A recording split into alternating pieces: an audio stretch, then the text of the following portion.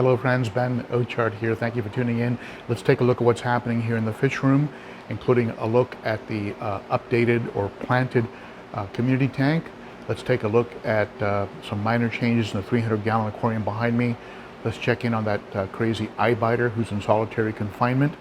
Let's take a look at the 210 American cichlid tank and check up on that baby red tear that I picked up from my friend Whip. So let's take a quick lap of the fish room, a quick update, and then you give me your comments, tips, and ideas to the questions I'll be asking during the video. Give me your feedback in the comments below. All right, let's go ahead and get going.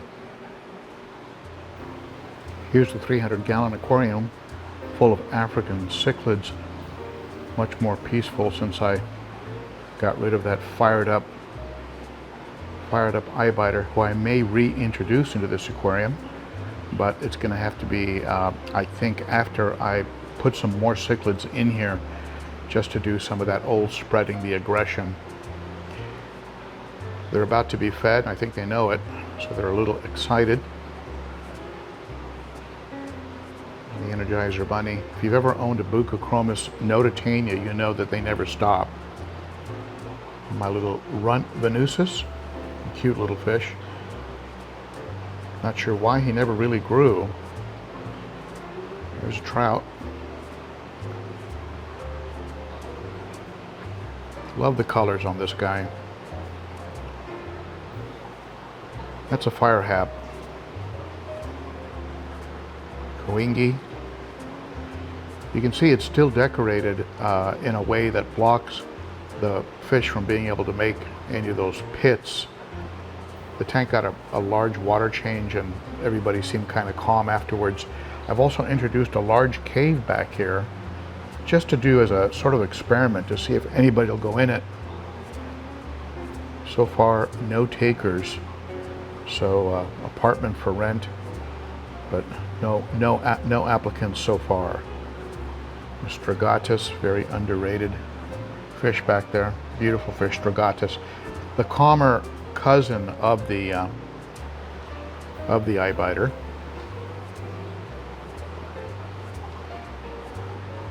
The red empress.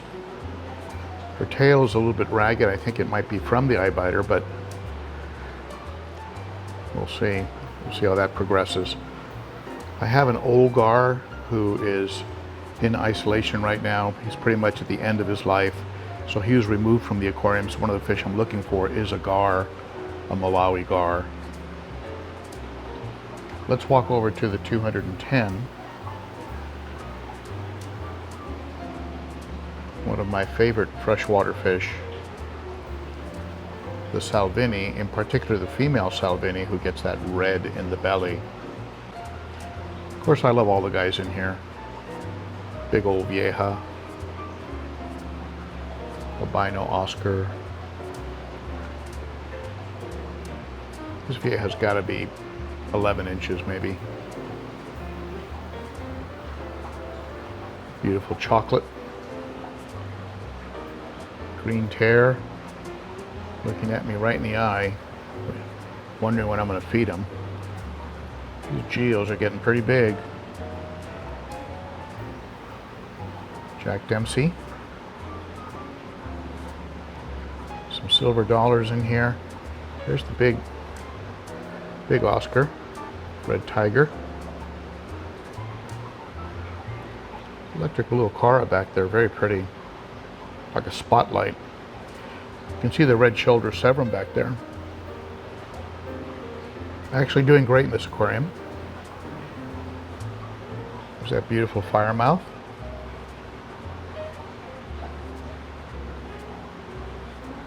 Protecting the middle of the tank, like always.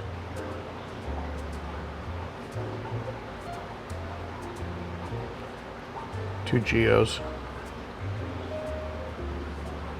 Oh, here comes the Nicaragua challenging the firemouth for the center.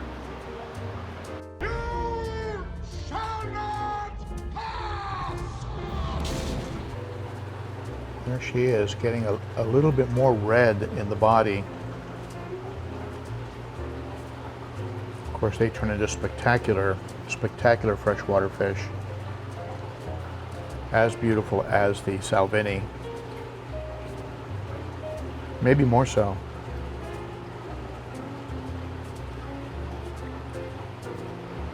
After she puts on some size, I'm going to try and breed her with this big fellow right here. Just a beautiful male red terror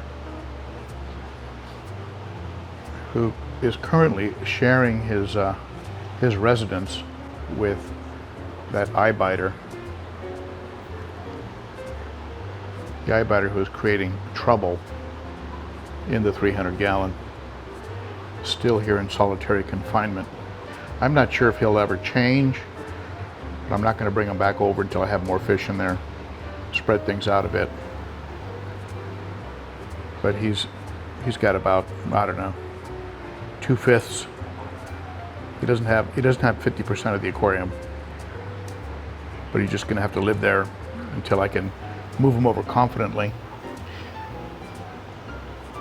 The red terror does show interest in the eyebiter. I think if he could knock this divider down, he probably would go after him. Definitely much bigger. I'm sure the eyebiter could probably hold his own, but that red terror is a lot heavier and bigger. Right next door, you've got almost the exact opposite. You go from big old fish to these little nano amber tetras, which I've caught the eyebiter staring at sometimes, longingly. Some little neons down here. The new substrate. Rummy nose. Some of my favorite schooling fish, along with the rasboras, my favorite community schooling fish.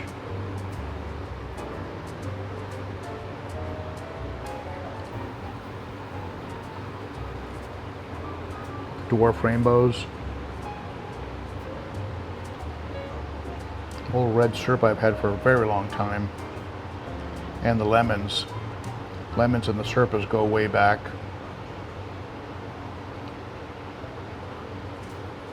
Got some minnows in here.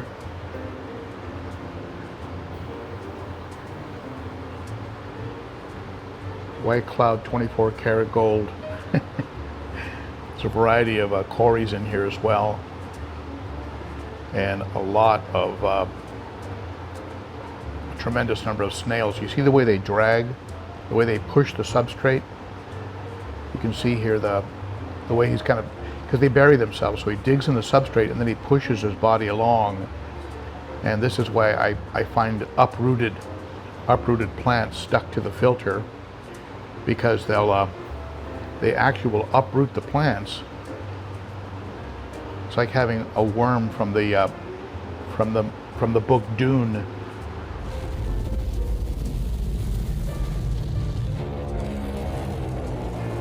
But I love those snails. There's a little otto resting on a leaf. An Anubias leaf. Here's the 90-gallon, and I've pulled out the old plants and put these new plants in. I cleaned the old plants in a bucket with some bleach. You soak them overnight, then you soak them again with a little bit of water conditioner, and then you give them a good scrub down and rinse. But these are some plants I had laying around, so I'm using them temporarily in here. I don't think they look that bad. Not as nice as the ones I usually have in there. But you'll notice that the albino acaras are all gone except for one. I have one that's turned out to be the dominant albino acara, and that's the one that's going to be continuing to live in here. The other ones have been moved to another tank, and I might just grow them out separately, or possibly just give them away or take them to the fish store. But the dominant one is back there. Beautiful fish.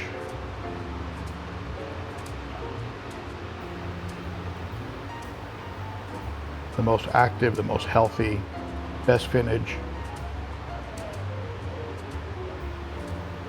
Hopefully it'll turn into the centerpiece fish that I have been hoping he'd become. Congo tetras are doing great. You can see them back there. Beautiful, some beautiful males in there. Still have those Buenos Aires tetras. Haven't quite gotten around to taking them to the local fish store. This Ochart has gotten very big. He could possibly survive in the 210 gallon, but they are pretty docile. He's nowhere near as aggressive as the like the geos can hold themselves. I think a little better. And I'm not sure what I think I'll probably let this guy stay here. Very docile as far as Sebrum goes. The red shoulder was beating him up all the time. Now he's really thriving now that red shoulder is gone.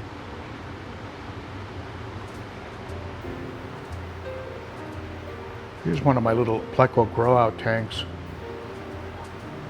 I've unintentionally become a pleco breeder. I call this the swarm. They're like a month away, maybe 6 weeks away from being ready to go to the local fish store. I'll keep the more unusual looking ones.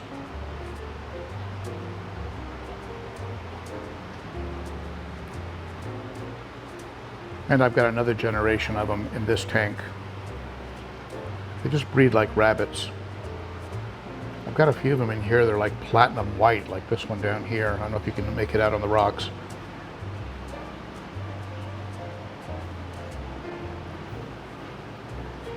But I'll keep the albinos. There's another little albino back there. I'll keep the albinos and anyone with an odd pattern, and I'll take all the usual bushies. Bushy nose or bristle nose, however you like to refer to them. I'll take those to the local fish store. Can't even make them out, but there's tons of them in here. They're the size of like a comma.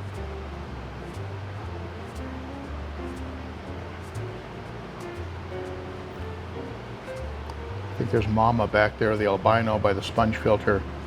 I think this is Papa up here. The little shrimp is still in here.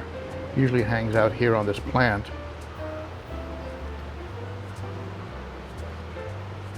Or on the sponge filters. The little red shrimp is alive and well and somewhere in here. A master of hiding. So there you have it. That's the update. Hope you enjoyed that. Be sure to comment below. I'd be happy to hear any tips you might have, especially about what you think I should put into the 300 gallon here behind me. What kind of Lake Malawi haps you think I should add to that aquarium.